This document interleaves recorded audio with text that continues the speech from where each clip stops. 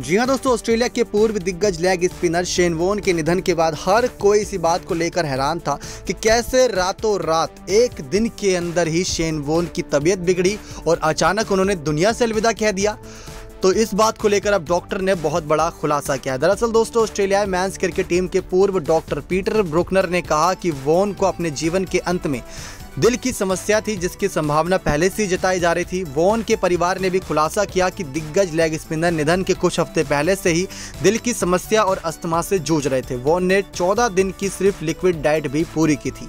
अब यहाँ पर पूर्व डॉक्टर ब्रुकनर ने कहा कि वॉर्न की समस्या अनुमानित थी, यानी कि पहले इसका आकलन किया जा सकता था। ट्रिपल एम पर्थ के साथ इंटरव्यू में उन्होंने कहा कि वॉर्न को अगर दिल की समस्या हुई, जो लगता है कि हुई, आप जानते हैं कि थाईलैंड में रातों रात अचानक नहीं हो सकती थी। ये स्मोकिंग, खराब डाइट आदि के कारणों से 20-30 साल से हो रही थी, यानी धीरे धीरे वो बीमारी उनके अंदर पनपती गई और शेन वॉर्न ने इस पर ज़्यादा ध्यान नहीं दिया।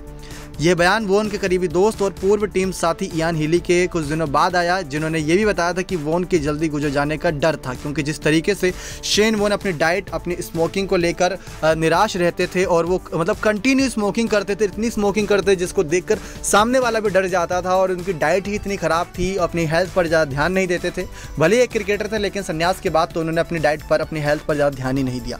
तो ये दोस्तों बड़ा खुलासा डॉक्टर की तरफ से हुआ है कि रातों रात अचानक से कोई यहाँ पर साजिश नहीं हुई, कोई अचानक से बीमारी नहीं हुई। ये अचानक से नहीं, बल्कि 20-30 सालों से चली आ रही बीमारी का एक कह सकते हैं इशारा था, जो शेन वॉर्न ने ध्यान नहीं दिया और अब उन्हें अपनी जान से हाथ गंवाना पड़ा।